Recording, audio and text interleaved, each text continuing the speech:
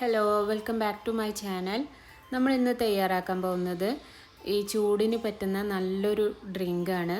നമ്മുടെ നാട്ടിലൊക്കെ നല്ല ചൂടുള്ള സമയമല്ലേ, അപ്പോൾ നമുക്ക് ഈ ചൂടിന് കുടിക്കാൻ പറ്റുന്ന നല്ലൊരു ഡ്രിങ്കാണ്. അതുപോലെ ഗസ്റ്റൊക്കെ വരുന്ന സമയത്ത് അവർക്കൊക്കെ സെർവ് ചെയ്യാൻ പറ്റുന്ന ഒരു അടിപൊളി ഡ്രിങ്കാണിത്. ഇതിന് നമ്മുടെ വീട്ടിലെപ്പോഴും അവൈലബിൾ ആയിട്ടുള്ള തണ്ണിമത്തൻ മാത്രം മതി. അപ്പോൾ നമുക്ക് എങ്ങനെയാണ് ഇത് ഉണ്ടാക്കുന്നതെന്ന് നോക്കാം. അതിന് ഞാൻ ആദ്യം ഒരു ടേബിൾ സ്പൂൺ ചിയാ സീഡ് വെള്ളത്തിൽ കുതിർത്ത് കുതിരാൻ വേണ്ടിയിട്ട് മാറ്റി വെക്കുന്നുണ്ട്. ഇനി നമുക്ക് വേണ്ടത് തണ്ണിമത്തനാണ്. ഇപ്പോൾ ചൂട് സീസൺ ആയതുകൊണ്ട് തന്നെ നമ്മൾ എല്ലാ വീട്ടുകളിലും പൊതുവേ ഉണ്ടാകുന്ന സാധനമാണല്ലോ തണ്ണിമത്തന്. അപ്പോൾ നമുക്ക് അതുകൊണ്ട് പെട്ടെന്ന് തയ്യാറാക്കാൻ പറ്റുന്ന ഒരു നല്ലൊരു ഡ്രിങ്കാണ് കേട്ടോ. വീട്ടിൽ ഗസ്റ്റൊക്കെ വരുന്ന സമയത്ത് അവർക്കും കൊടുക്കാൻ പറ്റുന്ന ഒരു അടിപൊളി ഡ്രിങ്കാണ്. അപ്പോൾ നിങ്ങളെല്ലാവരും ട്രൈ ചെയ്ത് നോക്കുക. ഞാൻ ആദ്യം തണ്ണിമത്തനെ ചെറിയ കഷ്ണങ്ങളാക്കി നുറുക്കിയെടുക്കുന്നുണ്ട്.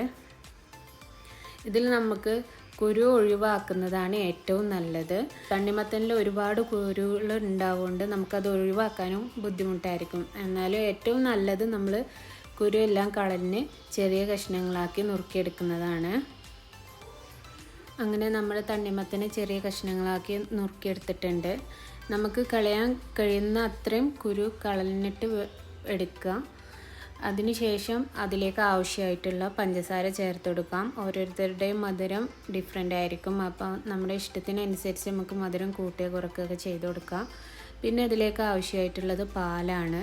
പാല് ചേർത്ത് കൊടുക്കാം. ഒരു പാക്കറ്റ് പാലാണ് ഞാനിപ്പോൾ ഇതിലേക്ക് ചേർത്ത് കൊടുത്തിട്ടുള്ളത്. പിന്നെ അതിൻ്റെ മുകളിലേക്കായിട്ട് നമ്മൾ നേരത്തെ കുതിർത്ത് വെച്ചിട്ടുള്ള ചിയാ സീഡ് ചേർത്ത് കൊടുക്കാം. ഇത്രയേ ഉള്ളൂ. വളരെ സിമ്പിളായിട്ട് നമുക്ക് എത്രയും പെട്ടെന്ന് തയ്യാറാക്കാൻ പറ്റുന്ന ഒരു ഡ്രിങ്കാണിത്. ഇനി നമുക്കതിൻ്റെ മുകളിലേക്കായിട്ട് കുറച്ച് ഐസ് ക്യൂബ് ചേർത്ത് കൊടുക്കാം.